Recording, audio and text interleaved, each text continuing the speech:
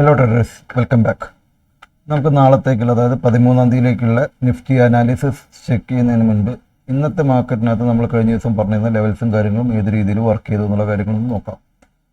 നമ്മൾ നിഫ്റ്റിയിൽ സ്റ്റാർട്ട് ചെയ്യുകയാണെങ്കിൽ നമ്മൾ കഴിഞ്ഞ ദിവസം കുറച്ച് ലെവൽസും കാര്യങ്ങളൊക്കെ പറഞ്ഞിരുന്നു. ഏത് രീതിയിലാണ് ഒരു ഗ്യാപ്പ് അപ്പിലാണെങ്കിൽ ഉള്ള കണ്ടീഷൻസ് പറഞ്ഞിരുന്നു. ഗ്യാപ്പ് അപ്പിനകത്താണെങ്കിൽ നമുക്ക് മാർക്കറ്റ് ജസ്റ്റ് താഴെ വന്നതിന് ശേഷം മുകളിലേക്ക് പോവുകയാണെങ്കിൽ എന്നുള്ള രീതിയിലായിരുന്നു പറഞ്ഞിരുന്നത്. പക്ഷേ മാർക്കറ്റ് ആ ഒരു ഓപ്പണിംഗ് റേഞ്ചിൽ നിന്ന് തന്നെ മുകളിലേക്ക് പോവുകയാണ് ചെയ്തത്. താഴേക്ക് വീഴുന്ന രീതിയിൽ ആദ്യത്തെ ക്യാൻഡിൽ കണ്ടു കഴിഞ്ഞാൽ നമുക്ക് മനസ്സിലാക്കി ഒരു ഫുൾ ബാക്ക് ക്യാൻഡിലായിരുന്നു ഉണ്ടായിരുന്നത്. ഇത് ചെറിയൊരു കറക്ഷൻ വന്നു, അതിനുശേഷം എക്സ്ട്രീമായിട്ട് മുകളിലേക്ക് പോകുന്ന രീതിയിലാണ് ഒരു പാറ്റേണിലൂടെ ആയിരുന്നു മാർക്കറ്റ്. ഒരു ചാനൽ നമ്മളൊരു 1 മിനിറ്റ് പാറ്റേൺ ഇത് നോക്കുകയാണെങ്കിൽ ഒരു പാറ്റേണിലൂടെ മാർക്കറ്റ് മുകളിലേക്ക് പോകുന്നത് നമുക്ക് കാണാം. ഒരു ട്രെൻഡ് ലൈനിലൂടെ ആയിരുന്നു മാർക്കറ്റ് മുകളിലേക്ക് പോയിരുന്നത്. ഓക്കെ, ഈ ഒരു മൾട്ടിപ്പിൾ ടച്ചസ് ഉള്ള ഈ ഒരു ട്രെൻഡ് ലൈനിലൂടെ ആയിരുന്നു പോയിരുന്നത്. അതിനകത്ത് നമുക്കൊരു മേജർ എൻട്രി പോയിന്റ്സ് എന്ന് പറഞ്ഞ സംഭവങ്ങൾ നമുക്കൊരു കൺവിക്ഷൻ വരുന്ന ഒരു സംഭവത്തിലായിരുന്നില്ല ഉണ്ടായിരുന്നത്. കാരണം പ്രോപ്പറായിട്ട് കണ്ടിന്യൂസ് ആയിട്ട് പോകുന്ന സമയത്ത് റെസിസ്റ്റൻസ് സപ്പോർട്ടാണ്. കാരണം നമ്മൾ മാർക്ക് ചെയ്തിരുന്ന ഏരിയകളിലൊന്നും നമുക്ക് എല്ലാ ലൈൻസിനും റെസ്പെക്ട് ചെയ്തിട്ടുണ്ടെങ്കിലും കൂടിയിട്ട്, കാരണം നമുക്ക് ഒരു ഫാൾസ് ആയിട്ടുള്ളൊരു ഇത് ഏരിയ ഇവിടെ ഉണ്ടായിരുന്നു. നമുക്ക് നോക്കിക്കഴിഞ്ഞാൽ കാണാവുന്നതാണ് ഈ ഒരിക്കകത്ത്. കാരണം ഇവിടെ ആദ്യം ഒരു റെസിസ്റ്റൻസ് ഫേസ് ചെയ്ത് താഴേക്ക് വന്നു, വീണ്ടും മുകളിലേക്ക് വന്നു. അവിടുത്തെ ഒരു റെസിസ്റ്റൻസ്, ചെറിയ റെസിസ്റ്റൻസ്. കാരണം ഒരുപാട് പേര് അതിനകത്ത് പുട്ട് ഓപ്ഷൻ ബൈ ചെയ്യാൻ സാധ്യതയുണ്ട് ആ ഒരു സംഭവങ്ങൾ കണ്ടിട്ട്. പക്ഷേ ബാങ്ക് നിഫ്റ്റിയുടെ കേസ് നോക്കുകയാണെന്ന് വെച്ചാൽ ബാങ്ക് നിഫ്റ്റി എക്സ്ട്രീമായിട്ട് ബുള്ളിഷ് ആയിരുന്നു ആ സമയത്ത്. സോ ആ ഒരു സമയം കൂടി കൺഫേം ചെയ്ത് ട്രേഡ് എടുക്കുന്നവർക്ക് അധികം ട്രാപ്പിലാവാൻ സാധ്യതയില്ല അവിടെ. പക്ഷേ ഈ ഒരു സംഭവത്തിനകത്ത് അത് കഴിഞ്ഞിട്ടുണ്ടായിരുന്ന ഒരു സംഭവം എന്താണെന്ന് വെച്ച് കഴിഞ്ഞാൽ നേരെ നല്ലൊരു വോളിയുള്ള ഒരു ക്യാൻഡിൽ. ഈ ഒരു ക്യാൻഡിലിനകത്ത് അത്യാവശ്യം നല്ല വോളി ഉണ്ടായിരുന്നു. ആ വോളിയത്തിനകത്ത് കഴിഞ്ഞു, ബ്രേക്ക് ചെയ്തു, ദെൻ ആ ഒരു ഇതിലേക്ക് തന്നെ റീടെസ്റ്റ് വന്നു. അതിനുശേഷം വീണ്ടും പോയി. എനിക്ക് എൻ്റെ ഒരു പേഴ്സണലായിട്ടുള്ള സംഭവങ്ങളിൽ ഒരു എൻട്രി പോയിന്റ് എന്ന് പറഞ്ഞ സംഭവം ഈ ഒരു ഏരിയ ആയിരുന്നു. നമ്മൾ നോക്കി കഴിഞ്ഞാൽ കാണാതെ നമ്മൾ മാർക്ക് ചെയ്തിരിക്കുന്ന ഏരിയക്കകത്ത് സപ്പോർട്ട് എടുത്തിരിക്കുന്ന സമയം താഴെ വന്നു. ഇവിടെ നോക്കി കഴിഞ്ഞാൽ ഒരു ഹൈ ക്രിയേറ്റ് ചെയ്തു. ഇവിടെ നിന്ന് നമുക്കൊരു ഓപ്ഷൻ ഉണ്ടായിരുന്നു. ഒരു സ്മാർട്ട് മണി കോൺസെപ്റ്റിനകത്ത് നമുക്കൊരു ഓപ്ഷൻ ഉണ്ടായിരുന്നു. ഇവിടെ നമുക്കൊരു റീടെസ്റ്റ് ചെയ്ത്, കാരണം ഒരു ലിക്വിഡിറ്റി കളക്ട് ചെയ്തിട്ടായിരുന്നു ഇവിടുന്ന് പിന്നീട് മാർക്കറ്റ് പോയിരുന്നത്. ഇവിടെ ക്രിയേറ്റ് ചെയ്തിരിക്കുന്ന ഒരു ഹൈ, ഈ ഒരു ഹൈക്ക് അകത്ത് താഴെ വന്നു, വീണ്ടും അവിടെ എക്സാക്റ്റ് അവിടെ സപ്പോർട്ട് ചെയ്ത് റെസിസ്റ്റൻസ് എടുത്തതിന് ശേഷമായിരുന്നു വന്നിരുന്നത്. അവിടുന്ന് ഒരു എൻട്രി പോയിന്റ് കണ്ട് നമുക്ക് എടുക്കാൻ പറ്റിയിരുന്നു. കാരണം നമ്മുടെ ഒരു ലെവലായിരുന്നു, നമ്മൾ സെക്കൻഡ് ടാർഗറ്റായിട്ട് പറഞ്ഞിരുന്ന ലെവലായിരുന്നത്. അതിനകത്ത് ഡബിൾ ടാപ്പ് വന്നിരിക്കുന്ന സമയത്ത് നമുക്ക് വേണമെങ്കിൽ ഒരു പുട്ട് ഓപ്ഷൻ ബൈ ചെയ്ത് നല്ലൊരു പ്രോഫിറ്റ് ആക്കായിരുന്നു. കാരണം അത്യാവശ്യം അവിടുന്ന് ഒരു പുട്ട് ഓപ്ഷൻ എടുക്കുന്ന ആളുകൾക്കാണെങ്കിൽ ഏകദേശം കിട്ടാവുന്ന ഒരു 75 പോയിന്റോളം പ്രീമിയത്തിനകത്ത് ചെയ്യുന്ന നിയർലി എന്തായാലും 40 പോയിന്റോളം 40-50 പോയിന്റോളം നമുക്ക് കവർ ചെയ്തെടുക്കായിരുന്നു. പക്ഷേ അതിനേക്കാൾ നമുക്ക് ഉണ്ടായിരുന്നൊരു സംഭവം എന്താ വെച്ച് കഴിഞ്ഞാൽ ഈ ഒരു ഏരിയയാണ്. ഞാൻ പേഴ്സണലി ട്രേഡ് എടുത്തിരിക്കുന്ന ഈ ഒരു ഏരിയക്കകത്താണ്. ഇവിടെ നിന്ന് വന്ന് എക്സാക്റ്റ് ഇവിടെ സപ്പോർട്ട് ചെയ്തിരിക്കുന്ന സമയത്താണ് ഒരു കോൾ ഓപ്ഷൻ ബൈ ചെയ്തിരുന്നത്. അവിടുന്ന് കോൾ ഓപ്ഷൻ ബൈ ചെയ്ത് നമുക്ക് ഏകദേശം ഈ ഒരു ടാർഗറ്റിൻ്റെ തൊട്ടടുത്ത് വരെ, ഏകദേശം ഒരു 10 പോയിന്റിൻ്റെ ഗ്യാപ്പിനകത്ത് വരെ നമുക്ക് വന്നിട്ടാണ് മാർക്കറ്റ് പിന്നെ താഴേക്ക് വന്നിരിക്കുന്നത്. അതിനുശേഷം കണ്ടിന്യൂസ് ആയിട്ട് മാർക്കറ്റ് താഴേക്ക് തന്നെയായിരുന്നു വന്നിരുന്നത്. ആ ഒരു ഏരിയക്കകത്ത് പിന്നീട് നമ്മൾ പറഞ്ഞിരിക്കുന്ന ഏകദേശം എല്ലാ ലെവൽസും വന്നു. ശേഷം മാർക്കറ്റ് എക്സാക്റ്റ് ആയിട്ട് ക്ലോസ് ചെയ്തിരിക്കുന്നത് ഇന്ന് എവിടെ നിന്നാണോ മാർക്കറ്റ് ഓപ്പൺ ചെയ്തത്, നമുക്ക് ആ ഒരു ഏരിയ ഒന്ന് ഡ്രോ ചെയ്യാം. ഏരിയ ഡ്രോ ചെയ്യുകയാണെന്ന് വെച്ച് കഴിഞ്ഞാൽ മാർക്കറ്റ് നമുക്ക് ഇന്ന് ഓപ്പൺ ചെയ്തിരിക്കുന്ന ഒരു ഏരിയ, ആ ഒരു ഏരിയയിൽ തന്നെയാണ് മാർക്കറ്റ് ഇന്ന് ക്ലോസ് ചെയ്തിരിക്കുന്നത്. നോക്കി കഴിഞ്ഞാൽ കാണാം, ഇവിടെ ആയിരുന്നു മാർക്കറ്റ് ഓപ്പൺ ചെയ്തിരുന്നത് ഏകദേശം 23,296. നമുക്ക് നോക്കി കഴിഞ്ഞാൽ കാണാം മാർക്കറ്റ് ഇന്ന് ക്ലോസ് ചെയ്തിരിക്കുന്നത് നിയർലി അതിൻ്റെ തൊട്ടടുത്ത് വെച്ചിട്ടാണ്. അവിടെ സപ്പോർട്ട് എടുക്കുന്ന രീതിയിൽ ചെറിയൊരു ഗ്യാപ്പ് മാത്രമേ ഉള്ളൂ, ഒരു 5 പോയിൻ്റൊക്കെ ഒരു ഗ്യാപ്പിനകത്ത്. എക്സാക്റ്റ്ലി ഇന്ന് മാർക്കറ്റ് എവിടെയാണോ ഓപ്പൺ ചെയ്തിരിക്കുന്നത് അവിടെ തന്നെയായിരുന്നു മാർക്കറ്റ് ക്ലോസ് ചെയ്തിരിക്കുന്നത്. സോ നമ്മൾ പറഞ്ഞിരിക്കുന്ന ലെവൽസ് എല്ലാം കാണാം. ഏറ്റവും ഇന്ന് ടാർഗറ്റായിട്ട് പറഞ്ഞിരിക്കുന്ന 2 ലെവൽസും ടച്ച് ചെയ്തതിന് ശേഷമാണ് മാർക്കറ്റ് തിരിച്ച് താഴേക്ക് വന്നിരിക്കുന്നത്. അപ്പോൾ ബാങ്ക് നിഫ്റ്റിയുടെ കേസിൽ അങ്ങനെയാണ്. ബാങ്ക് നിഫ്റ്റിയുടെ കേസ് നോക്കുകയാണെങ്കിൽ ബാങ്ക് നിഫ്റ്റി ഒരു ഗ്യാപ്പ് അപ്പ് തന്നെയായിരുന്നു ഓപ്പൺ ചെയ്ത്. ആദ്യത്തെ ക്യാൻഡിലിന് ഒരു ഡൗൺ ആയിരുന്നു. ഡൗൺ ആയിട്ട് നമുക്കൊരു എൻട്രി പോയിന്റ് എന്ന് പറഞ്ഞ് നമുക്ക് കൺസിഡർ ചെയ്യാൻ പറ്റുന്നൊരു ഏരിയ നോക്കി കഴിഞ്ഞാൽ കാണാവുന്നതാണ്. മാർക്കറ്റ് ആ ഒരു സാധനം വന്ന് സപ്പോർട്ട് എടുത്തിരിക്കുന്നത് ഇന്നലത്തെ എക്സാക്റ്റ് ക്ലോസിങ്ങിനകത്ത്. ഇവിടെ ഇന്നലത്തെ ലാസ്റ്റ് ക്യാൻഡിലിൻ്റെ ഹൈ എവിടെയാണോ അതിനകത്താണ് ആ ഒരു സംഗതി നോക്കും. നിങ്ങൾ അത് താഴെ വന്ന് എക്സാക്റ്റ് ആയിട്ട് ആ ഒരു ക്യാൻഡിലിനകത്ത് ടാപ്പ് ചെയ്ത ഉടനെ മാർക്കറ്റ് റിവേഴ്സിലായിട്ട് മുകളിലേക്ക് പോകുന്നത്. അത് നമുക്ക് കൺസിഡർ ചെയ്ത് ഒരു എൻട്രി എടുക്കാൻ പറ്റുന്ന ആളുകൾക്ക്, കാരണം തൊട്ട് താഴെ നമ്മുടെ ലെവലുണ്ട്, ആ ലെവലിൻ്റെ താഴെ സ്റ്റോപ്പ് ലോസ് വെച്ച് ട്രേഡ് എടുക്കാൻ പറ്റുന്നവർക്ക് ഏകദേശം നല്ല പ്രോഫിറ്റ് എന്നുള്ള രീതിയിൽ ഏകദേശം 500 പോയിന്റിൻ്റെ അടുത്ത് ഇവിടെ നിന്നാണ് ഒരു എൻട്രി കിട്ടുന്നതെന്നുണ്ടെങ്കിൽ നമുക്ക് ഹൈ ക്രിയേറ്റ് ചെയ്തിരിക്കുന്ന ഏരിയ നോക്കുകയാണെങ്കിൽ ഏകദേശം 514 പോയിന്റ്, ഏകദേശം അത്രയും പോയിന്റ്, ഏകദേശം 500 പോയിന്റോളം പ്രീമിയത്തിലാണെങ്കിൽ ഏകദേശം എക്സ്ട്രീം ബുള്ളിഷ് ആയിരുന്നു ആ സമയത്ത് മാർക്കറ്റ്. ഒരു 500 പോയിന്റിൻ്റെ പ്രീമിയത്തിലും കവർ ചെയ്യാൻ പറ്റുന്ന രീതിയിൽ നമുക്ക് കിട്ടിയിരുന്നു.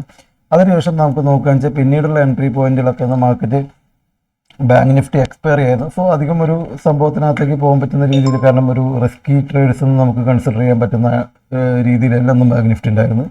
സോ നോക്കുകയാണെന്ന് വെച്ചാൽ നമുക്ക് കാണാം ഒരു സൈഡ് ബേസ് മാർക്കറ്റ് പോലെ അതിനകത്ത് വലിയ വോളിയൂംസും കാര്യങ്ങളും നമുക്ക് 1-2 ക്യാൻഡിൽസിന് മാത്രം ഒരു മൊമെൻറ്റം വന്നിട്ടുണ്ടായിരുന്നുള്ളൂ. അതിന് ശേഷമുള്ള സംഭവങ്ങളൊക്കെ വളരെ ചെറിയ സംഭവങ്ങൾ, നമ്മൾ എൻട്രി എടുക്കുകയാണെങ്കിൽ പോലും പ്രീമിയം മെൽറ്റ് ആവുന്ന രീതിയിലുള്ള സംഭവങ്ങളായിട്ടുണ്ടായത്.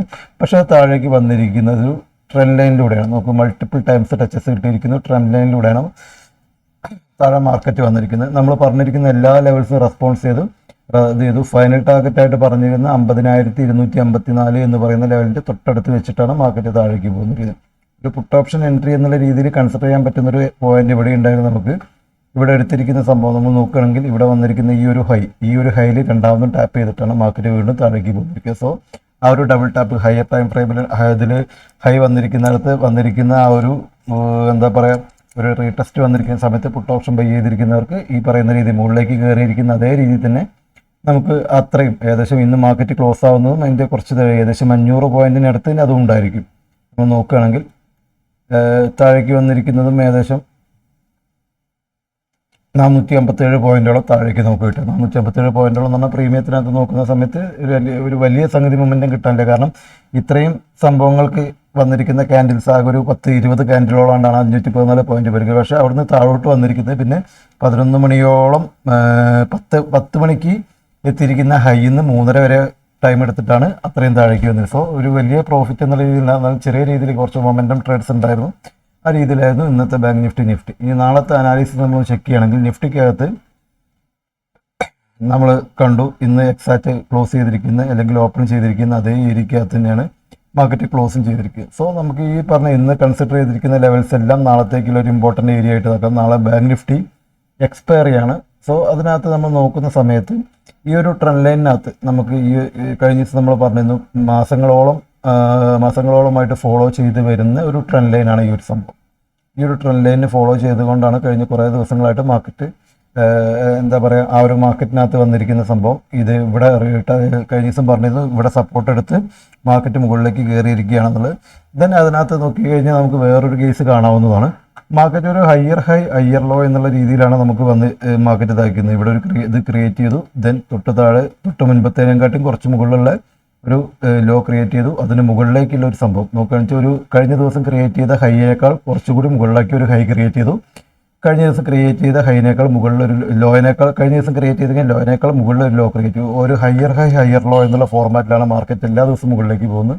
സോ ആ ഒരു ഫോർമാറ്റിലേക്ക് തന്നെയാണെങ്കിൽ മാർക്കറ്റ് നമുക്ക് അടുത്ത ദിവസം ഒരു പോസിറ്റീവ് മൊമെൻറ്റം മുകളിലേക്ക് തന്നെ എന്നുള്ള രീതിയിൽ, കാരണം എല്ലാ ദിവസവും മാർക്കറ്റ് ഒരു ഓൾ ടൈം ഹൈ ക്രിയേറ്റ് ചെയ്ത് തന്നെയാണ് മുകളിലേക്ക് പോകുന്നത്. കഴിഞ്ഞ ദിവസത്തെ ഓൾ ടൈം ഹൈ ആണ്. കഴിഞ്ഞ ഒരു 9-ാം തീയതി ക്രിയേറ്റ് ചെയ്തിരിക്കുന്ന ഒരു ഓൾ ടൈം ഹൈ ആണ്. അതൊന്ന് കറക്റ്റ് ചെയ്തു. ഇന്ന് പുതിയ ഓൾ ടൈം ഹൈ ക്രിയേറ്റ് ചെയ്തു. സോ മാർക്കറ്റ് എന്താ പറയുക, മാർക്കറ്റ് ഒന്ന് ഒരു ഹയർ ലോ എന്നുള്ള രീതിയിലാണ് മാർക്കറ്റ് മുകളിലേക്ക് പോകുന്നത്. സോ നാളെ ഒരു നിഫ്റ്റിയുടെ ഒരു എക്സ്പയറി കൂടിയാണ്. സോ നമുക്ക് നാളത്തെ ഇന്ന് ബാങ്ക് നിഫ്റ്റിക്കകത്ത് രാവിലെ കിട്ടിയിരിക്കുന്ന രീതിയിൽ ഒരു മൊമെൻറ്റം കിട്ടിയിട്ടില്ലെങ്കിൽ, രാവിലത്തെ ഒരു 10 മണി വരെ കിട്ടിയിരിക്കുന്ന ഒരു മൊമെൻറ്റം കിട്ടിയിട്ടില്ലെങ്കിൽ നിഫ്റ്റിയുടെ കേസിലും വലിയ നമ്മൾ ഓപ്ഷൻ ബയ്യേഴ്സിനെ സംബന്ധിച്ചിടത്തോളം വലിയ ഒരു ഇത് കിട്ടുന്ന രീതിയിലല്ല, മൊമെൻറ്റം കിട്ടുന്ന രീതിയിലല്ല ഉണ്ടാവും. സോ പ്രീമിയം മെൽറ്റിംഗ് ഒക്കെ നല്ല രീതിയിലുണ്ടായിരിക്കും. സോ ട്രേഡ് എടുക്കുന്ന സമയത്ത് കൺസിഡർ ചെയ്ത് നോക്കാം. നമുക്ക് നാളത്തെ ഒരു ഓപ്ഷൻ ഇത് ഏത് രീതിയിൽ ഉണ്ടാവും എന്നുള്ള കാര്യങ്ങൾ നോക്കാം. ഒരു നോർമൽ ഓപ്പണിംഗ് എന്നുള്ള രീതിയിലാണ് കാര്യങ്ങൾ വരുന്നതെന്നുണ്ടെങ്കിൽ ഇപ്പം നമുക്ക് കാണുന്നത് കഴിഞ്ഞ ദിവസം നമ്മൾ പറഞ്ഞിരുന്നു, മാർക്കറ്റ് ഒരു എന്താ പറയുക ഒരു 15 മിനിറ്റ്സ് ടൈം ഫ്രെയിമിൻ്റെ ഒരു ചാനലിലൂടെയാണ് മാർക്കറ്റ് പോകുന്നത്. ചെറിയ ഒരു കൺസോൾട്ടേഷൻ എന്നുള്ള രീതിക്കകത്താണ് മാർക്കറ്റ് കയറിക്കൊണ്ടേയിരിക്കുന്നത്. നമുക്ക് അതൊന്നൊരു ട്രെൻഡ് ലൈൻ വരയ്ക്കാൻ വന്നു. നമുക്ക് നിഫ്റ്റിയുടെ കേസ് ഇപ്പോൾ കഴിഞ്ഞ കുറച്ച് ദിവസങ്ങളായിട്ട് മാർക്കറ്റ് നോക്കുകയാണെങ്കിൽ നമുക്ക് കാണാവുന്നതാണ്. മാർക്കറ്റ് ഒരു ട്രെൻഡ് ലൈനിലൂടെയാണ് മാർക്കറ്റ് ഇപ്പോൾ കയറിക്കൊണ്ടേയിരിക്കുന്നത്. നമ്മൾ മുകളിലും താഴെ നമുക്കൊരു ട്രെൻഡ് ലൈൻ ഡ്രോ ചെയ്ത് കഴിഞ്ഞാൽ നമുക്ക് കാണാവുന്നതാണ്. മാർക്കറ്റ് ഒരു ട്രെൻഡ് ലൈനിലൂടെയാണ് മാർക്കറ്റ് മുകളിലേക്ക് കയറിയിരിക്കുന്നത്. താഴെയും അതുപോലെ തന്നെ ഒരു ട്രെൻഡ് ലൈൻ ഫോം ആയിട്ടുണ്ട്. ആ ട്രെൻഡ് ലൈനിലേക്ക് എപ്പോഴൊക്കെ എത്തുന്നോ അപ്പോഴൊക്കെ സപ്പോർട്ട് എടുത്തുകൊണ്ടിരിക്കുകയാണ് പോകുന്നത്. അതിനൊരു ഇതുണ്ടായിരിക്കുന്നത് പറഞ്ഞു കഴിഞ്ഞാൽ 7-ാം തീയതിയാണ്. 7-ാം തീയതി നല്ലൊരു മൊമെൻ്റ് ഉണ്ടായിരുന്നു. അന്ന് കയറി വന്നതിന് ശേഷം 7-ാം തീയതിക്ക് ശേഷം ഇല്ല ഈ ഒരു 12-ാം തീയതി വരെയുള്ള ട്രേഡിംഗ് ഡേയ്സിനകത്ത് അതിൻ്റെ ആ ഒരു എന്താ പറയുക ആ ഒരു താഴെയുള്ള ലൈനിനകത്ത് സപ്പോർട്ട് എടുത്തുകൊണ്ടും മുകളിലുള്ള ലൈനിനകത്ത് റെസിസ്റ്റൻസ് ഫേസ് ചെയ്തുകൊണ്ടാണ് പോകുന്നത്. സോ നാളത്തെ ഓപ്പണിംഗ് ഒരു ന്യൂട്രൽ ഓപ്പണിംഗ് ആയതിനു ശേഷം വന്നു കഴിഞ്ഞാൽ നാളത്തെ ഒരു ഓപ്പണിംഗ് ഒരു ന്യൂട്രൽ ഓപ്പണിംഗ് ഇവിടെ തന്നെയാണ് ഓപ്പൺ ചെയ്യുന്നത്. ദെൻ ഒരു ലെവൽ നമ്മളൊരു ഇന്നത്തെ ഇതിനകത്ത് വരച്ചിരിക്കുന്ന ഒരു ലെവലാണത്, നമുക്ക് ഒഴിവാക്കും. ഒരു ഇമ്പോർട്ടൻറ്റ് ലെവലൊന്നുമില്ല, ഇന്ന് മാർക്കറ്റ് ഓപ്പൺ ചെയ്തതും ഇതിന് ഒരു ഏരിയ ആണെന്നുള്ള കാണിക്കാൻ വരച്ചതാണ്. സോ ഈ ഒരു ഏരിയക്കകത്ത് തന്നെയാണ് മാർക്കറ്റ് ഓപ്പൺ ചെയ്യുന്നത്. ഓപ്പൺ ചെയ്യുന്ന സമയത്ത് രാവിലെ ക്രിയേറ്റ് ചെയ്യുന്ന ഒരു ക്യാൻഡിലിൻ്റെ ഫോർമാറ്റ് അനുസരിച്ച് ഒരു ബുള്ളിഷ് ക്യാൻഡിലാണ് കാണുന്നതെന്നുണ്ടെങ്കിൽ നമുക്ക് ഇന്നത്തെ രീതി തന്നെ ഇന്നത്തെ എന്താ പറയുക ഇന്ന് കഴിഞ്ഞ ദിവസം നമ്മൾ മാർക്ക് ചെയ്യുന്ന ആ ലെവൽസ് തന്നെ 22,363 ഫസ്റ്റ് ടാർഗറ്റ്, ദെൻ സെക്കൻഡ് ടാർഗറ്റായിട്ട് 23,410, തേർഡ് ടാർഗറ്റായിട്ട് 23,441. അതിനുശേഷം ക്രിയേറ്റ് ചെയ്യുന്ന സംഭവങ്ങൾ ആ ഒരു പാറ്റേൺ അവിടെ സപ്പോർട്ട് എടുക്കുന്നുണ്ടോ എന്നുള്ള കാര്യങ്ങൾ നോക്കുക. അതല്ലെങ്കിൽ ഈ ഒരു ഏരിയ ഈ ഒരു ട്രെൻഡ് ലൈൻ റെസിസ്റ്റൻസ് ആയിട്ട് പോയിട്ട് അവിടെ റെസിസ്റ്റൻസ് ഫേസ് ചെയ്ത് താഴോട്ട് വരാനാണ് സാധ്യത. സോ ആ ഒരു ഓപ്പണിങ്ങിൻ്റെ സംഭവങ്ങൾ നോക്കുക. നമുക്ക് ഏത് രീതിയിലാണോ ഓപ്പണിംഗ് കിട്ടുന്നത് രാവിലെ ക്രിയേറ്റ് ചെയ്യുന്ന ക്യാൻഡിലിനനുസരിച്ച് നമുക്ക് നോക്കുന്ന സമയത്ത് ഒന്ന് കൺസോൾട്ടേറ്റ് ചെയ്ത കാര്യങ്ങളാണെങ്കിൽ നോക്കുക. ദെൻ മാർക്കറ്റ് കയറി ഇത് വന്നതിന് ശേഷം ഈ ഒരു ടാർഗറ്റും കാര്യങ്ങളൊക്കെ ഫേസ് ചെയ്തു. അതിനുശേഷം നമുക്ക് വരുന്ന രീതിയിൽ ഫൈനൽ ടാർഗറ്റായിട്ട് നമുക്ക് കാണാൻ പറ്റുന്ന ഒരു ഏരിയയാണ് ഈ ഒരു റെസിസ്റ്റൻസ് ഫേസ് ചെയ്യുന്ന ഈ ഒരു ഏരിയ. ദെൻ അതൊരു സി എന്ന് പറയുന്ന രീതിയിലേക്ക് പോകുന്ന സമയത്ത് ഒരു പുട്ട് ഓപ്ഷൻ എന്നുള്ള രീതിയിലേക്കാണെങ്കിൽ രാവിലെ ക്രിയേറ്റ് ചെയ്യുന്ന ക്യാൻഡിൽ ഈ ഒരു ഏരിയ ബ്രേക്ക് ചെയ്ത് താഴേക്ക് വരികയും ചെയ്യും. ഈ ഒരു ട്രെൻഡ് ലൈൻ ബ്രേക്ക് ചെയ്ത് താഴേക്ക് വരുന്ന സമയത്ത് ഒരു ഇമ്മീഡിയറ്റ് ആയിട്ട് ഒരു പുട്ട് ഓപ്ഷൻ എന്നുള്ള രീതിയിൽ ഞാൻ പോകുന്നില്ല. കാരണം തൊട്ട് താഴെ നമ്മൾ കഴിഞ്ഞ ദിവസം പറഞ്ഞിരിക്കുന്ന ഈ ഒരു ട്രെൻഡ് ലൈൻ ഉണ്ട്, ഈ പോകുന്ന ട്രെൻഡ് ലൈൻ നമ്മളത് കഴിഞ്ഞ ദിവസം പറഞ്ഞിരുന്നു. കഴിഞ്ഞ മൾട്ടിപ്പിൾ മന്ത്സ് ആയിട്ട്, കാരണം 2022 മുതൽ ഫോളോ ചെയ്തു വരുന്ന ട്രെൻഡ് ലൈനാണ്. നമ്മളിതൊന്ന് ഈ ഒരു ട്രെൻഡ് ലൈൻ ഒന്ന് നമുക്കൊന്ന് ഡാക്കാക്കാം.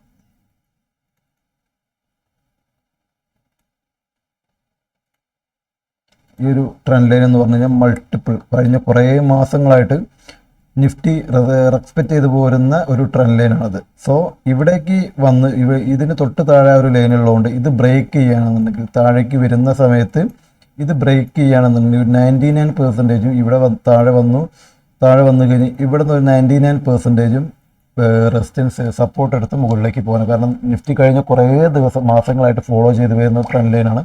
സോ ഒരു പുട്ട് ഓപ്ഷൻ എന്നുള്ള രീതിയിലേക്കാണെങ്കിൽ താഴെ വന്ന് ഇവിടുന്ന് കിട്ടുന്ന ആ ഒരു ലൈനിനകത്ത് ആ ഒരു ട്രെൻഡ് ലൈനകത്ത് നിന്ന് കിട്ടുന്ന ഒരു സപ്പോർട്ടിന് അനുസരിച്ചാണ് ഒരു കോൾ ഓപ്ഷൻ എന്നുള്ള രീതി. ഇമ്മീഡിയറ്റ് ആയിട്ടൊരു പുട്ട് ഓപ്ഷൻ എന്നുള്ള രീതിയിൽ കാണുന്നില്ല. ചിലപ്പം രാവിലത്തെ ആദ്യം ക്രിയേറ്റ് ചെയ്യുന്ന ക്യാൻഡിൽ തന്നെ അവിടെ സപ്പോർട്ട് എടുക്കാൻ സാധ്യതയുണ്ട്. കാരണം അത്രയും ആ ഒരു രീതിയിലായിരിക്കും ഇൻസ്റ്റിറ്റ്യൂഷൻ ട്രേഡേഴ്സും കാര്യങ്ങളും ട്രേഡ് ചെയ്തെടുക്കുക. സോ അതിനകത്ത് നേരെ വന്ന് സപ്പോർട്ട് എടുക്കുന്ന സമയത്ത് അവിടെ ക്രിയേറ്റ് ചെയ്യുന്ന അല്ലെങ്കിൽ അവിടെ ഫോം ചെയ്യുന്ന പാറ്റേൺസും കാര്യങ്ങളും ഫേസ് ചെയ്ത് നോക്കിയിട്ടായിരിക്കും ഒരു കോൾ ഓപ്ഷൻ എന്നുള്ള രീതിയിലേക്ക് പോകും. അതാണ് നാളത്തെ നിഫ്റ്റിക്കകത്തുള്ള ട്രേഡ് പ്ലാൻസ്. കോൾ ഓപ്ഷൻ ആണെങ്കിലും പുട്ട് ഓപ്ഷൻ ആണെങ്കിലും വരുന്ന ട്രേഡ് പ്ലാൻസ്. ഇനി ബാങ്ക് നിഫ്റ്റി നോക്കാം. ബാങ്ക് നിഫ്റ്റിയുടെ കേസിൽ നോക്കുകയാണെങ്കിലും ബാങ്ക് നിഫ്റ്റി പറഞ്ഞു ഒരു ട്രെൻഡ് ലൈനിലൂടെയാണ് മാർക്കറ്റ് താഴേക്ക് വന്നിരിക്കുന്നത് എന്നുള്ളത്. സോ നിഫ്റ്റി റിയാക്ട് ചെയ്യുന്ന എങ്ങനെയെന്നുള്ള കാര്യങ്ങൾ നോക്കുക. നിഫ്റ്റി താഴെ വന്ന് സപ്പോർട്ട് എടുത്തിട്ടാണ് മുകളിലേക്ക് പോകുന്നതെന്നുണ്ടെങ്കിൽ താഴെ നമുക്ക് ഒരു ഇമ്പോർട്ടൻറ്റ് സപ്പോർട്ട് നിഫ്റ്റി ഇതിനകത്തുണ്ട്. ഒരു നോർമൽ ഓപ്പണിംഗ് ഒരു ന്യൂട്രൽ ഓപ്പണിംഗ് ആണ് ബാങ്ക് നിഫ്റ്റിയിൽ വരുന്നതെങ്കിൽ ഈ ഒരു ഏരിയക്കകത്താണ് വരുന്നുണ്ടെങ്കിൽ നിഫ്റ്റിയുടെ കേസിൽ തന്നെ നമുക്കിപ്പം ആദ്യം ക്രിയേറ്റ് ചെയ്യുന്ന ക്യാൻഡിൽ നിഫ്റ്റി റെസിസ്റ്റൻസ് ചെയ്യുന്ന ആദ്യം ക്രിയേറ്റ് ചെയ്യുന്ന ക്യാൻഡിൽ ഇവിടെ ക്രിയേറ്റ് ചെയ്യുന്ന ക്യാൻഡിൽ ഇത് റെസിസ്റ്റൻസ് ഫേസ് ചെയ്ത് താഴേക്ക് വന്ന് ഇവിടെ സപ്പോർട്ട് ചെയ്ത് മുകളിലേക്ക് പോയി, അല്ലെങ്കിൽ ആ ഒരു കേസ് നിഫ്റ്റി കൺസോൾട്ടേഷൻ വരുന്നതിനനുസരിച്ച് ഈ രീതിയിൽ വന്ന് ഇവിടുന്ന് ബ്രേക്ക് ചെയ്ത് മുകളിലേക്ക് പോകുന്ന രീതിയിൽ പ്ലാൻ ചെയ്യാം സാധ്യതയുണ്ട്. കാരണം നിഫ്റ്റി എന്താണെന്ന് വെച്ചാലും നാളെ എക്സ്പയർ ആവുന്ന സമയത്ത് ഈ ട്രെൻഡ് ലൈൻ ബേസ് ചെയ്യുന്ന അല്ലെങ്കിൽ ഓപ്ഷൻ സെല്ലേഴ്സിൻ്റെ ഒരു സംഭവത്തിലേക്ക് വേണ്ടി കാര്യങ്ങൾ വന്നു, അല്ലെങ്കിൽ രാവിലെ കിട്ടുന്ന ഒരു മൊമെൻറ്റം ട്രേഡ് ചെയ്ത് വരുന്നതാണെങ്കിൽ മേ ബി ചിലപ്പം ഈ ഒരു സാധനം ബ്രേക്ക് ചെയ്ത് പോവുകയാണെങ്കിൽ നമുക്ക് നോക്കുന്ന ഇന്നത്തെ കേസിനകത്ത് തന്നെ ഈ ഒരു ട്രെൻഡ് ലൈൻ രാവിലത്തെ ക്യാൻഡിൽ തന്നെ ഈ ഒരു ട്രെൻഡ് ലൈൻ ബ്രേക്ക് ചെയ്ത് പോവുകയാണെങ്കിൽ, സോ നമുക്ക് രാവിലെ കിട്ടുന്ന ക്യാൻഡിൽ ഈ ഒരു ട്രെൻഡ് ലൈൻ ബ്രേക്ക് ചെയ്ത് പോവുകയാണെങ്കിൽ ഈ കാണുന്ന രണ്ട് ലൈൻ 50,000 49,935 എന്നുള്ളൊരു നോ ട്രേഡ് സോൺ ആയിട്ടാണ് ഞാൻ കൺസിഡർ ചെയ്യുന്നത്. അതിലൊരിക്കലും ട്രേഡ് എടുക്കുക എന്നുള്ളൊരു പ്ലാൻ എനിക്കില്ല ഇതിനകത്ത് ക്രിയേറ്റ് ചെയ്യുന്ന സമയത്ത്. സോ ഇതിൻ്റെ മുകളിലേക്ക് ഒരു ഓപ്പണിംഗ് കിട്ടിയോ റീടെസ്റ്റ് ഇതിന് കിട്ടുന്ന സമയത്ത്, അതല്ലെങ്കിൽ ഈ ഒരു സംഭവത്തിനകത്ത് ഈ ഒരു ട്രെൻഡ് ലൈനകത്ത് തന്നെ ഒരു റീടെസ്റ്റ് കിട്ടുന്നുണ്ടെങ്കിൽ വേണമെങ്കിൽ നമുക്കൊരു കോൾ ഓപ്ഷൻ ബൈ ചെയ്തിട്ട് ഫസ്റ്റ് ടാർഗറ്റ് എന്നുള്ള രീതിയിൽ വേണമെങ്കിൽ നമുക്ക് 50,098, കാരണം മൾട്ടിപ്പിൾ ടൈംസ് ഇതിന് മുകളിലേക്ക് കയറുന്ന സമയത്തൊക്കെ 50,000 എന്നുള്ള രീതിയിൽ റെസ്പെക്ട് ചെയ്യുന്നൊരു ഏരിയയാണ്.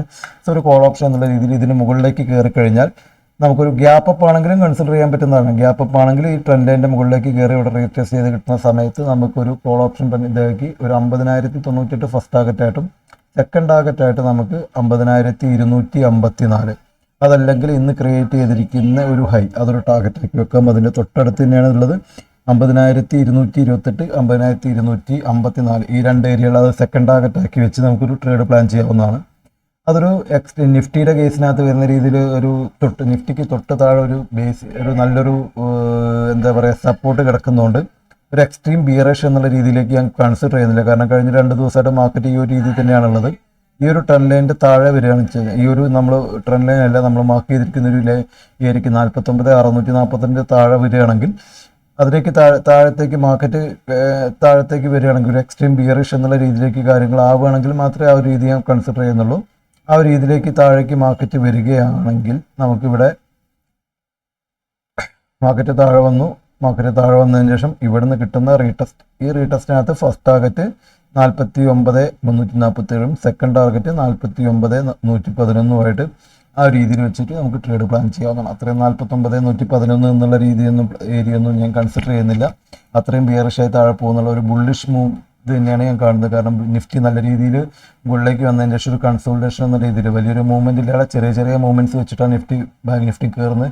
സോ നാളെ മുകളിലേക്ക് കയറി ഈ ഒരു ട്രെൻഡ് ലൈൻ കൺസിഡർ ചെയ്യുന്നവരെ മുകളിലേക്ക് കയറുമെന്നാണ് നിഫ്റ്റിയുടെ കേസിൽ പറഞ്ഞിരിക്കുന്ന രീതിയിൽ തന്നെ. ഈ ഒരു ട്രെൻഡ് ലൈൻ വളരെ മാസങ്ങളോളമായിട്ട് ഫോളോ ചെയ്തിരുന്ന ട്രെൻഡ് ലൈനാണ്. സോ അത് സപ്പോർട്ട് റെസിസ്റ്റൻസ് ആയിട്ട് ഫേസ് ചെയ്യുന്നവരെ അവിടെ ടച്ച് ചെയ്യുന്നവരെ മാർക്കറ്റ് മുകളിലേക്ക് കയറുമെന്ന് തന്നെയാണ് പ്രതീക്ഷിക്കുന്നത്. സോ ബാക്കിയുള്ള കാര്യങ്ങൾ നമുക്ക് നാളത്തെ മാർക്കറ്റ് ടൈമിനകത്ത് ഏത് രീതിയിൽ മാർക്കറ്റ് റിയാക്ട് ചെയ്യുന്നു, കാൻഡിൽസ് ഏത് രീതിയിൽ വരുന്നതിനനുസരിച്ച് ട്രേഡും കാര്യങ്ങളും പ്ലാൻ ചെയ്യാം.